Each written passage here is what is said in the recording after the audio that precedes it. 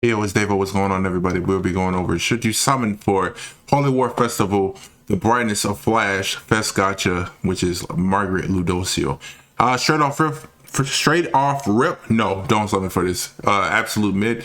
If you watch the stream, she got clapped by Bond, the quote unquote unit she was supposed to counter. I think she's kind of okay, solid, good. I like her passive and her grace. It's really like very supportive. I think it's cool, but Bond is just overall too good. He's too strong. I don't know what they were thinking when they designed him, because any unit that come out there, even if they have type disadvantage, still pretty much can't hold a candle to him. So we're gonna go over the banner, her skills, how I think this Margaret Ludo is overall, and all that good stuff. So smack that like button, subscribe to the channel. We're on the road to 2K subs. Let's get into it.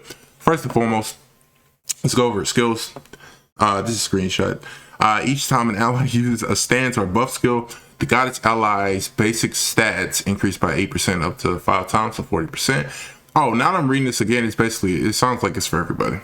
So if you use a buff that buffs everyone who is a goddess on your team, they get extra stats. That's pretty nice. Okay, I can dig that, because you can probably just use his buff turn 1 and then a goddess Ellie shield, and then boom, you have like 16% extra basic stats turn 1.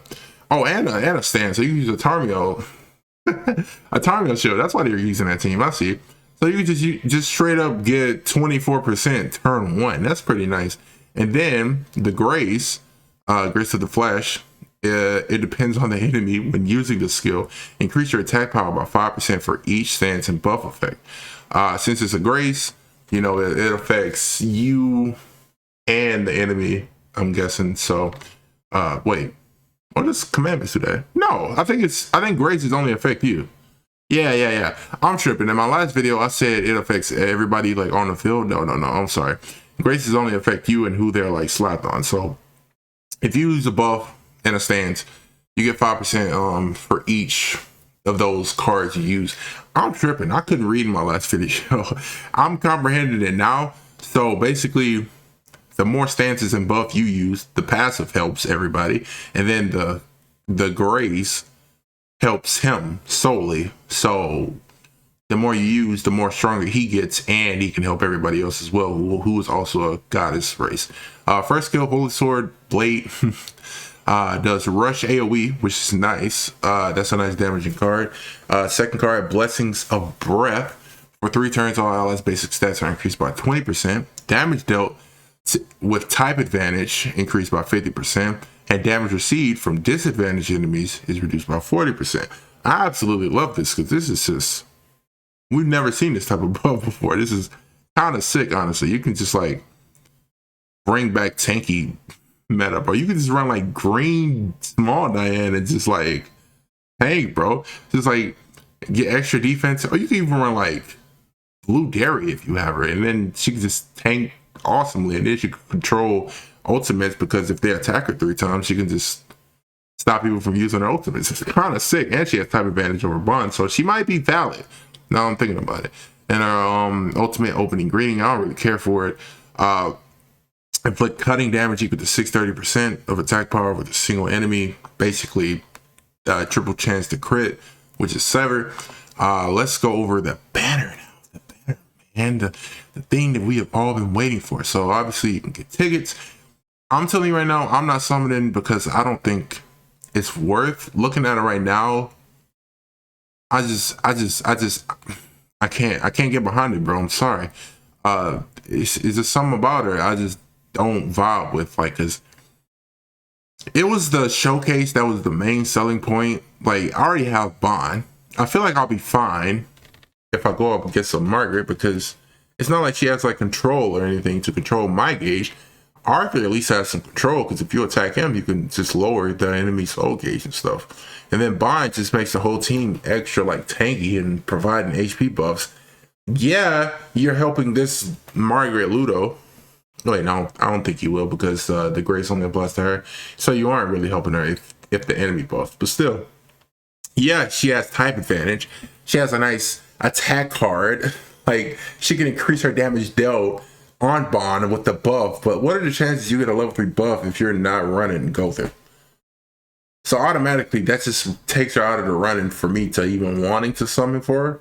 Now maybe if you do use her on the Gold 3 team, I would say it's cool because like I said, you can run Green Gold 3 Gary and this Ludo, and it'll probably be a nice team. I don't know what the devs are thinking. They just don't know how to play the game, bro. I don't know what to say. But yeah, tickets, if you want to get those, looking at you, Yamcha, you like the only person I know who's probably going to buy global version 1.5 year anniversary Holy War Festival ticket. Where to get? Yeah, we know the shop, bro. And wait, do you get a free multi from like doing? Yes, you do. You get a free multi from doing these missions. I guess one of them is logging for 3 days and some other random stuff. So let's take a look at the banner. We have, oh, she's red. Red. Wait, no. I thought she was blue. Ain't no way, bro. There's no way. There's no way. 1 second. It don't matter, bro. We got the new Ludociel Limited Holy War Festival. We got Festival Zodras. We got Festival Assault Melee. Two pretty good units. I like Zodras. I don't really like Assault Melee that much, but he is nonetheless a festival unit, so he's pretty good in the game, right? We have Red Elat, Blue Bellion. I don't know why. The original Archangels, Ludo, the original Ludo, Blue Tarmiel, and Red Sario. We have Chandler, and we have Gahard for I don't know why. It could have been like anything else.